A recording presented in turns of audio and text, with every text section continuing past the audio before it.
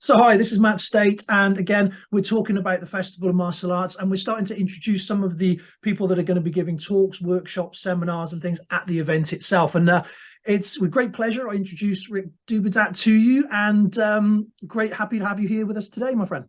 Cool, thanks, Matt. It's a pleasure. Thank you for the opportunities for being able to come in and kind of just spread a little bit of inspiration and stuff. It's always good for the industry.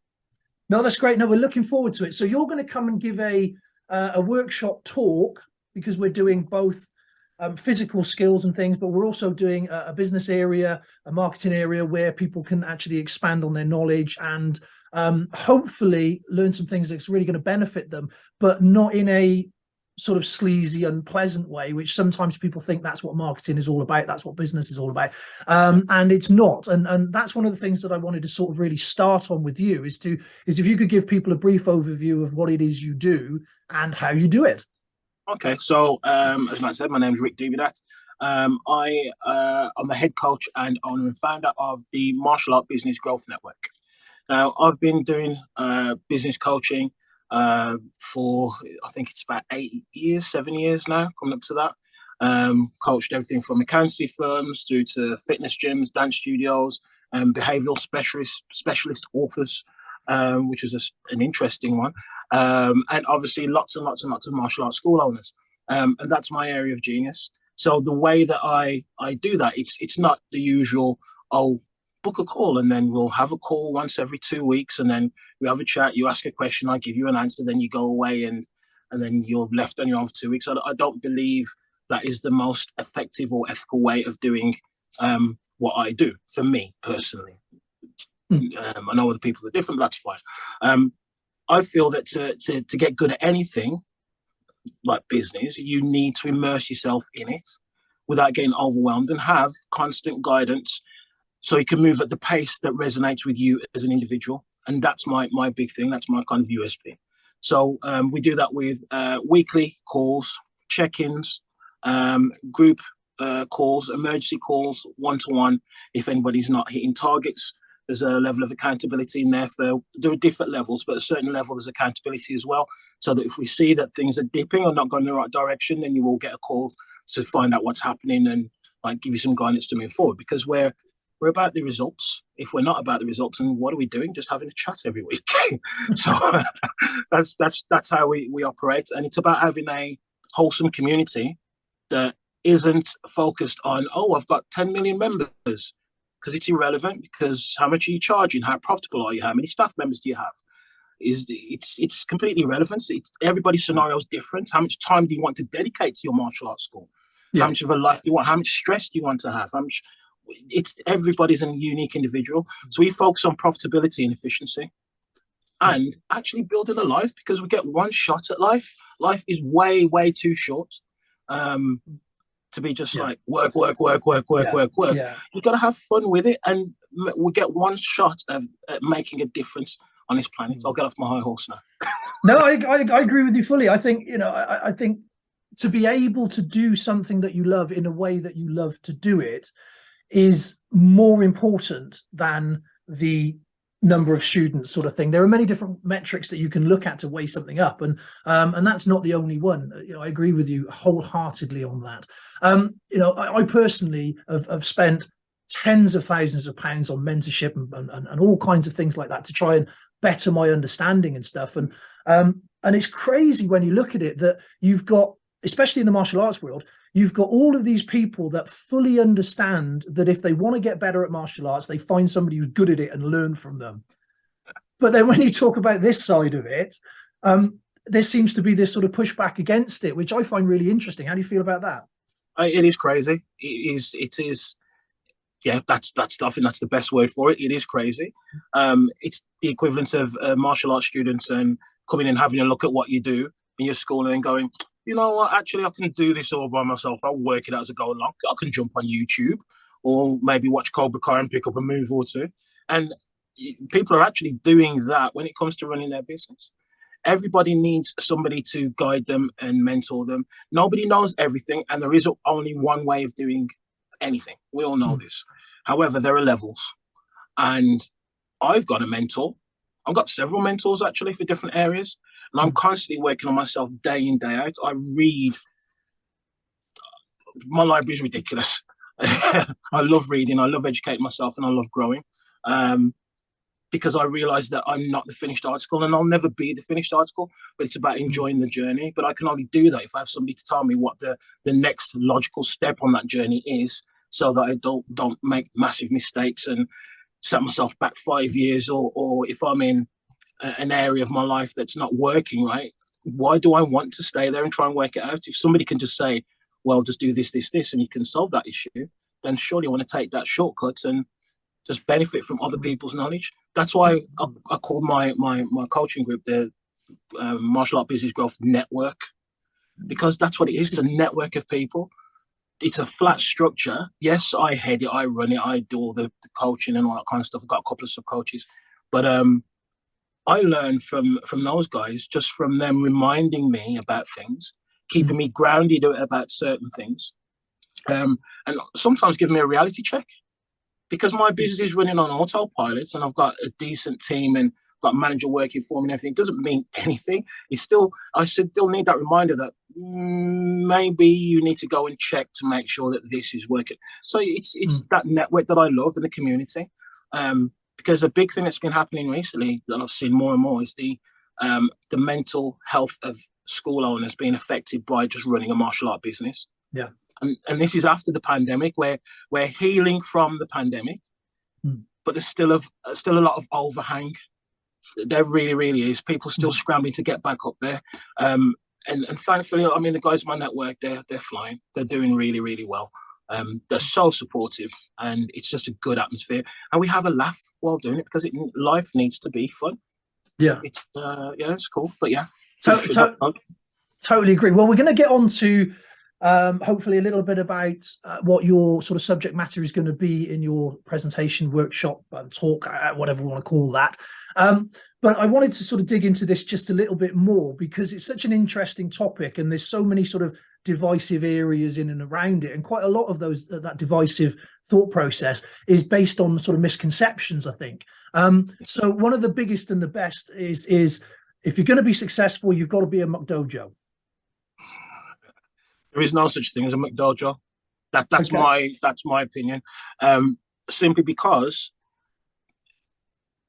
somebody could walk into my martial arts school now that I'm really proud of. I'm proud of the standard. I'm proud of the structure. I could have any martial arts instructor in the world walk into my martial arts school and watching any of the class. I wouldn't have a problem with them. Now, that's not to say that I've got like a room full of killers. That's not the case. However, what we do have is an amazingly positive community where people are pushed hard to step outside their boundaries, step by step, to grow and get better and meet their full potential. Somebody might come to my school and see that we've got a 4 to 6 year old class and see that they're not punching each other in the head and call it a McDojo, where you're not teaching them how to actually defend themselves. So it's all relative, and it depends on people's gauge of reference, their experiences, their background. There's so many different things that make up somebody's belief. So in regards to this sort of premise that everybody has to be a McDojo to be successful, and everybody has to do the same thing, sort of, if you like, sport karate by numbers, for want of a better description, right? There's an awful lot of disenfranchised is a good word, disenfranchised martial arts instructors who teach a whole spectrum of arts that feel that people like yourself aren't actually talking to them. This is something, again, I wanted to ask you specifically, because I think that the traditional martial arts, all the different variations of martial arts, all the different flavors, I think it's a responsibility for us to try and bring them forward and bring them to the fore. Otherwise, the things they complain about will actually one day come to pass. Oh, that's true. That's very, very true. I think, like I say, it is down to your own background, your own views on the whole McDojo thing. I don't think it actually exists. It's just gauges of acceptability with your belief system.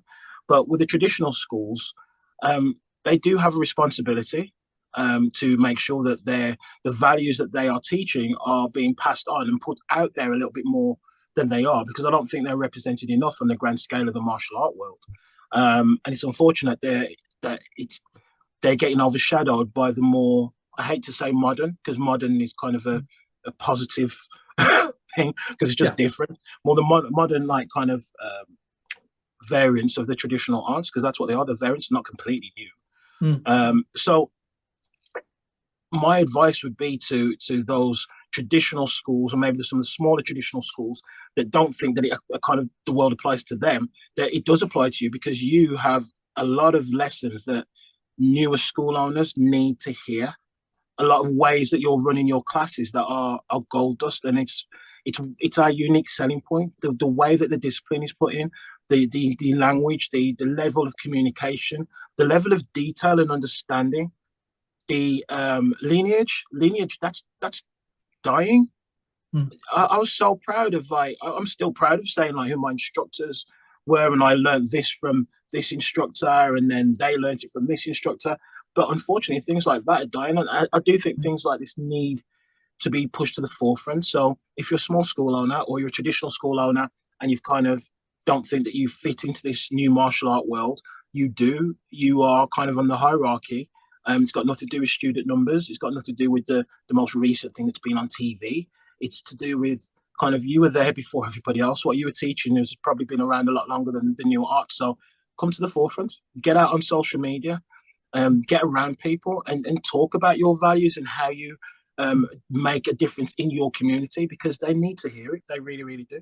Yeah, I think that, again, I think you've just really pinpointed one of the major sort of issues, is the fact that when you talk about self-promotion, when you talk about bigging yourself up, when you talk about being very positive and confident about what you do, the older generation of martial arts instructors were told the exact opposite. If you stick out as a nail, somebody's going to hammer you down.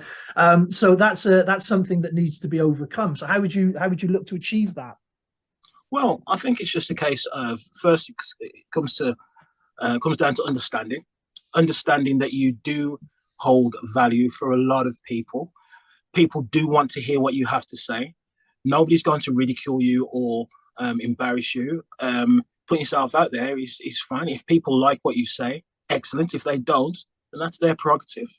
Mm. If they don't have to listen to anything you say, but you just put it out. Otherwise, your message, or even this conversation right now, we might be taking this conversation for granted, and it goes out on whatever platform, but somebody might hear what we say, one little sentence, or it might trigger a thought process that changes the pathway of their life forever. Yeah.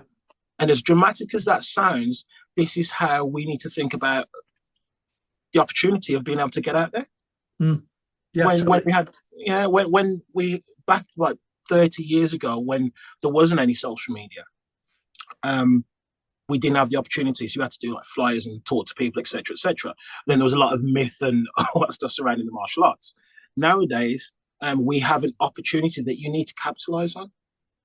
Just jump on, give it a go. What's the worst that can happen? Even if somebody puts a terrible comment on your, somebody puts a terrible comment on one of your posts or something, then just hide it or delete it. Don't even give it any weight. Focus on the good instead of the negative. Yeah, no, I agree with all of that, and I think I think coming from a generation before smartphones and Facebook and things, I think the idea of having our own private television channel that we can promote to the world and reach the world is just incredibly powerful, and for all the sort of moaning that comes with it, because it often does, I don't actually think that's necessarily a bad thing, because like with anything else, I mean, ideally we want to qualify the right people to come towards us. So that pre-qualifying selection process, by saying, well, they don't like my content, they do, it's doing a lot of the legwork for us, isn't it? In that respect, because we can say, right, fine, well, you don't like what I do, I'm not the right fit for you, then that's great. We can exist and cohabit quite happily without having to interact on that level. There's no problems there. So when you come and deliver your talk for us, then have you got a specific sort of thing in mind that you want to talk about? A quick overview?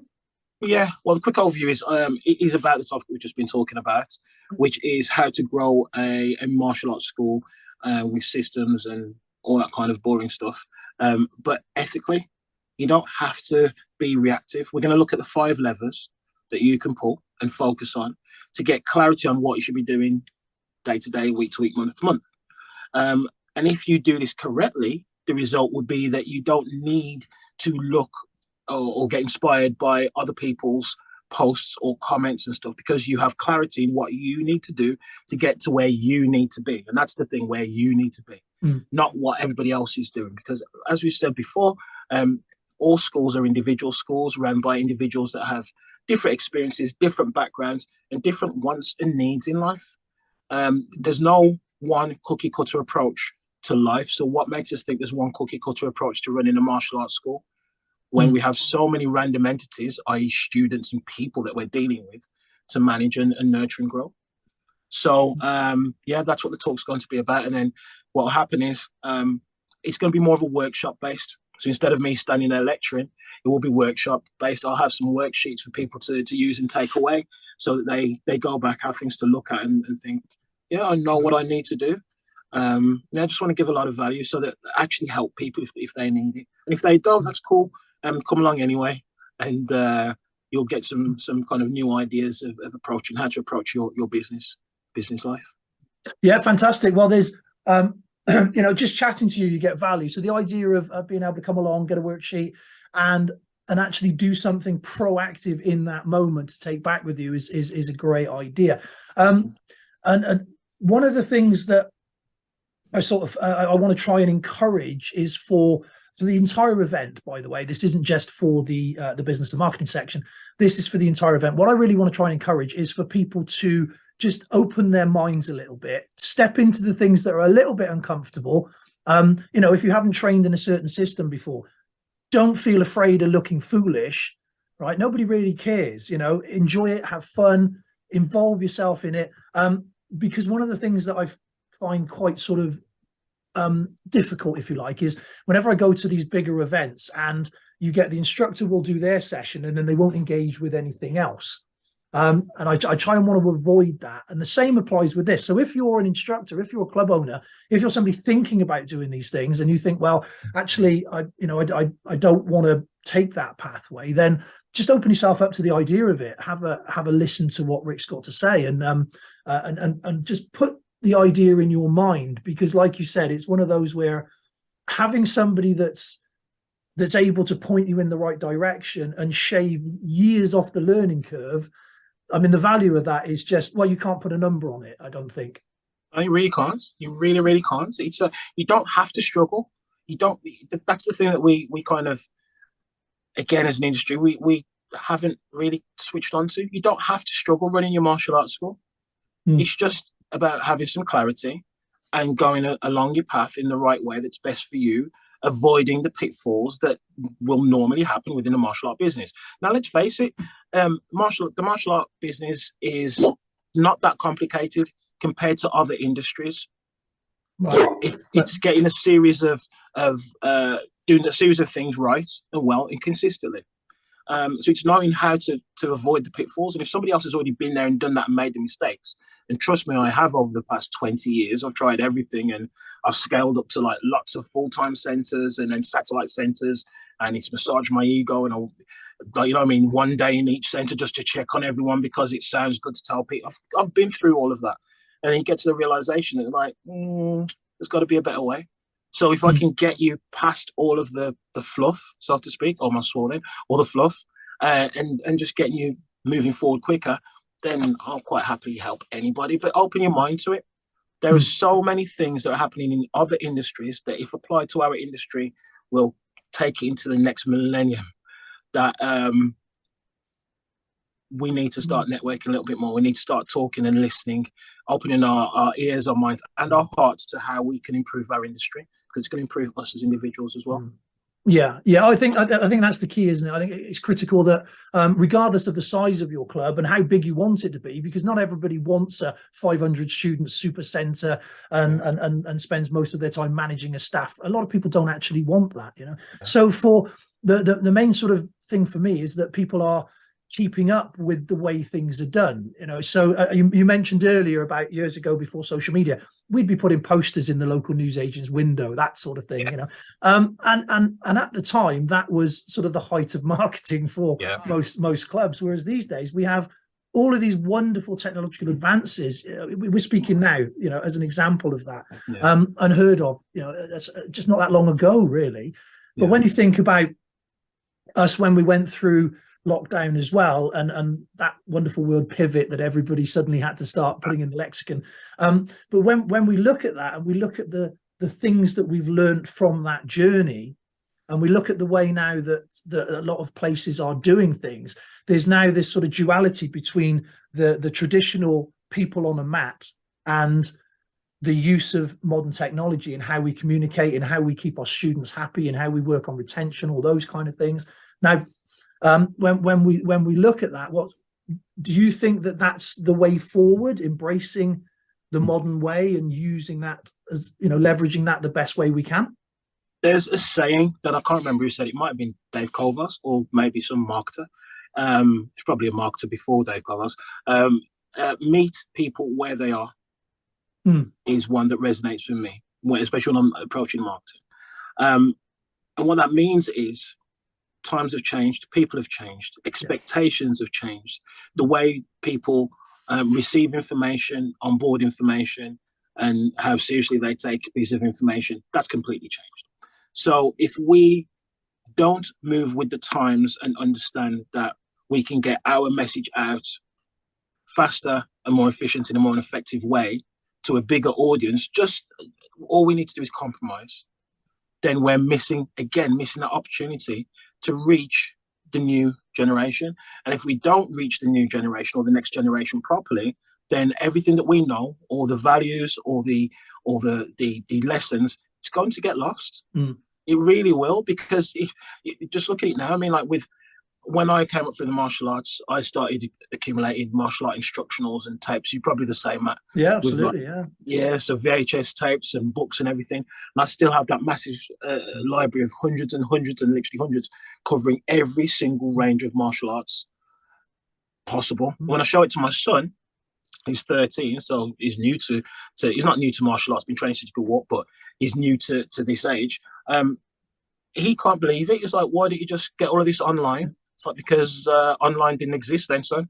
So and this is the thing. So somebody like him, he looks at videos, he looks at well, that's it. He watches videos and he goes training at my academies. And he'll go to class and he'll get taught by one of the instructors. He'll come home, he'll get excited about something he's learned. And then I'll show him one of my old instructionals from God knows how long, 30 odd years ago or whatever. And show him exactly the same thing, but at a deeper level. And he's like, wow, that's cool. I was like, yeah, so that's where what you've been taught has come from. But even my instructors that are working for me, teaching a similar combinational technique or something, they've already got so much experience, haven't they? So their deliveries at the level based on their experience, which is like, what, 10 years or something. The VHS tape is probably older than them. And the detail there is different. So if we don't move with the times, then we're going to miss out on it. We've got to get out to people. We have to meet them where they are. Totally agree. I mean, the thing is now, if you can't talk to somebody from their pocket, you're going to struggle, because that's where everybody communicates now. They have their phone, they pull it out of their pocket, and they're in the moment right there and then. So yeah, it's a whole different world. So I'm aware that you're a very busy man, and I don't want to take too much of your time, even though it's a fantastic conversation. So I'd like to basically end with one or two more questions. And the first one is, if you could give somebody some advice right now in the moment today that could make a difference, what would that be? I know it's putting you on the spot a little bit, but always interested. The advice is, don't think you can do it by yourself. Get around network that of inspiration, because if you're constantly inspired by things and people around you, you'll constantly take action. And the way to success is by taking constant action day in, day out.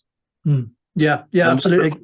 And it doesn't matter whether that's, obviously I want people to join like my coaching group and all that kind of stuff, but it doesn't have to be something like that. If you don't feel you need that, then simply reach out. We've got social media now. Just reach out to another instructor and start a conversation, because just a basic conversation will inspire you to just be better, be more.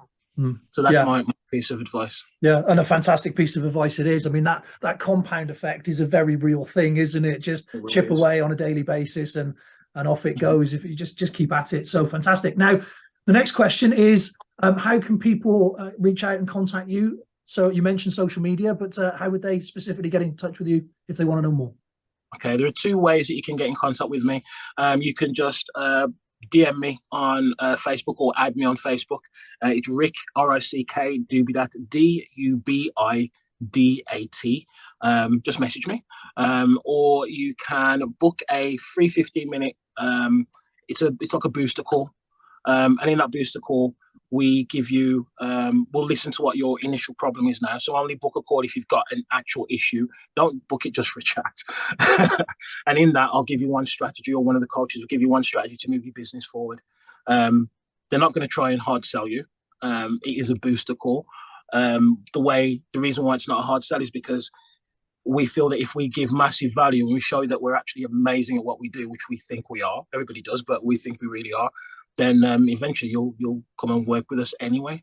So you're not going to get any hard sell. It's literally, if you have a problem, then you book a booster call at boostercall.co.uk, easy to remember. And then just tell them exactly about your school, tell them your problem, and then they will give you a solution to move forward. And if you want to do anything else with us in the future, excellent. If not, then good luck with it. It's cool. Fantastic. All right, that's great. So, Rick, thank you very much for your time, and I, for one, and I'm sure many others, are really looking forward to your presentation and the information that you're going to share with us. Brilliant. Thank you very much for today. Thank you, my friend. Thank you. Bye-bye.